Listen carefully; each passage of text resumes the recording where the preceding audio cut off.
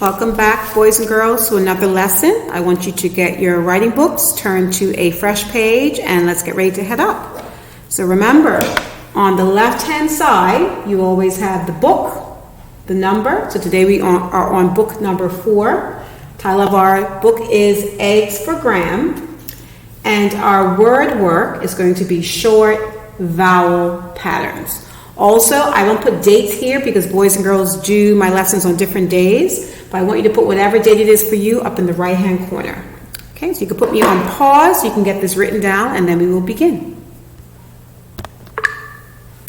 Okay, so our word work today, we're going to be looking at words that have short vowel patterns that end with a blend, okay? They call them consonant clusters, but consonant clusters or blends. So when you are spelling short vowel words, CVC words, just basic ones with a consonant, a vowel, and a consonant, to pronounce the word, just say the first letter, whatever vowel sound it makes, and then the last letter, okay? So the first word I'm going to put up is the word lap, lap. Lap is spelled L-A-P. So these are words that we shouldn't be making any errors on when we're reading. Okay, very straightforward. L-A-P, like an apple, lap. Okay. Now, if I wanted to change this word to lamp, I would just have to add one letter to make lap, lamp. One letter. Do you know what it would be? To turn lap into lamp, I would make an L, an A. I would add an M, lamb. Okay. Next to lap, I want you to write the word lip. Like an igloo, lip. See if you can write before I do. Lip. Lip is spelled L-I-P. But now I want you to spell the word limp. Limp. Limp is L-I-M-P. Limp. I'm going to give you one more. Lisp. Lisp. See if you can write it right below. It's going to have some of the same patterns. Lisp. L-I-S-P. Okay. Next to lip, I want you to write the word fat. Like an apple. Fat. F-A-T.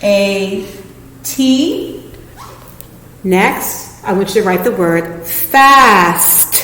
Fast. We're just going to add one letter to fat to make fast. See if you can write before I write it.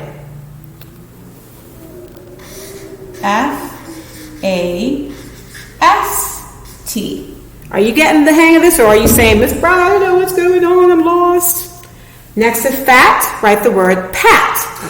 Pat your head, pat. P-A-T. Okay. Next, I want you to write the word pant. Pant. We're going to just add one letter to make that pant, like a dog panting. Pant. P-A-N-T.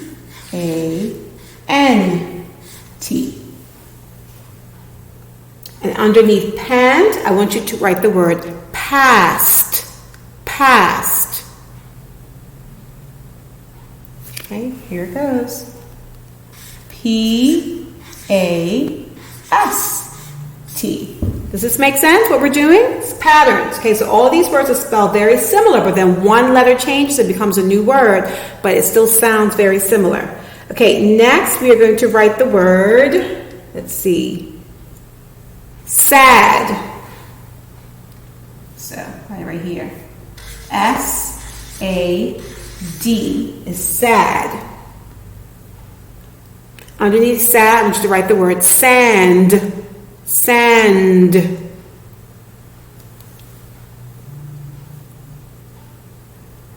S-A-N-D. Okay.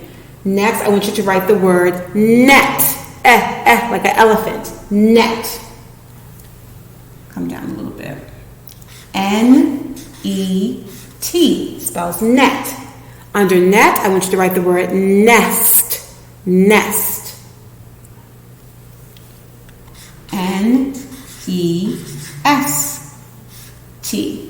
Almost done. 3 more sets. Next, I want you to write the word bed, like an elephant, bed, B-E-D. Then under bed, I want you to write the word bend, like you can bend a plastic ruler, bend, B-E-N-D. Okay. Next, I want you to write the word set, like set the table, S-E-T. And then under set, I want you to write the word sent, like I sent a letter, sent. S-E-N-T. One more set, last set of words, I want you to write the word bet. So we have set, now write bet. B-E-T. Under bet, write the word best, best. B-E-S-T. And then under best, I want you to write the word bent. B-E, bent, N-T. Okay? So, practice these words, because when you bring your writing books back to me, I'm going to let you read them to me one at a time. I want you to practice so you will know what they say. Okay, so that's our word work for today. Okay, I'm back. I have the book for today, Eggs for Graham. And Eggs for Graham is a story about a girl named Roz whose grandmother needs some eggs. And Roz is happy to go to the store and get the eggs for her, but she doesn't always make the best decisions as far as being careful, and Graham knows that. So Graham lets her know that when she goes to the store, she doesn't want her to break a single egg. You would think that Roz would be extremely careful if she didn't want to break any eggs, but she makes some decisions that have consequences. So as we're reading Eggs for Graham, I want you to think about some decisions that Roz makes in getting these eggs safely back to Graham and the consequences that could occur. Okay, so I'm going to read a bit of Eggs for Graham with you, and then you're going to read the rest on your own. Eggs for Graham. Graham needed eggs. I'll go to the store and get some, Roz said. You? Graham asked. You know you always break things. She held up a broken mug.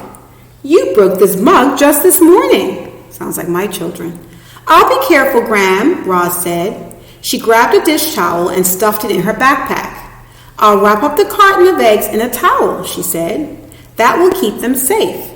Then she hopped on her bike to ride to the store. So remember, as we're reading, think about some decisions that she makes and consequences of these decisions. Graham called her after her. Don't you break a single egg. Roz liked to make her bike rides exciting. She rode fast. She hit every bump on the way to the store. Roz got the eggs. She wrapped the egg carton in the towel and put it in her backpack. Then she started home. She rode slowly. She wanted to show Graham she could do it. She could get the carton home and not break a single egg. But then a dog barked and ran after her bike. She had to ride faster to get away from it.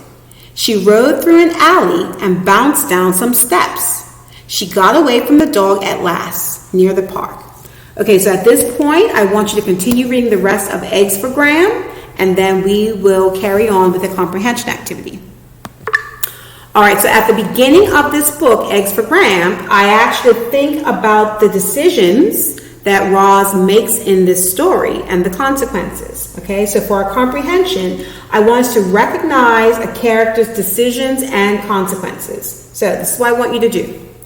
I want you to list 3 decisions Roz made that could cause the eggs to break. So on this journey home, some things happened. Roz made some choices. She made some decisions on how she should get home and where she should go.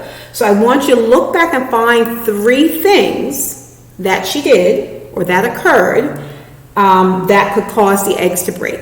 And remember, everything that we do, whether it's word work or comprehension, everything gets written in your writing books. If you need to pause me to write things down, that's fine. But when I see you the following week, I'm expecting that your lessons are completed in your writing books. Okay? So thank you for joining me, and I will see you next lesson. Have a wonderful rest of the day. Bye.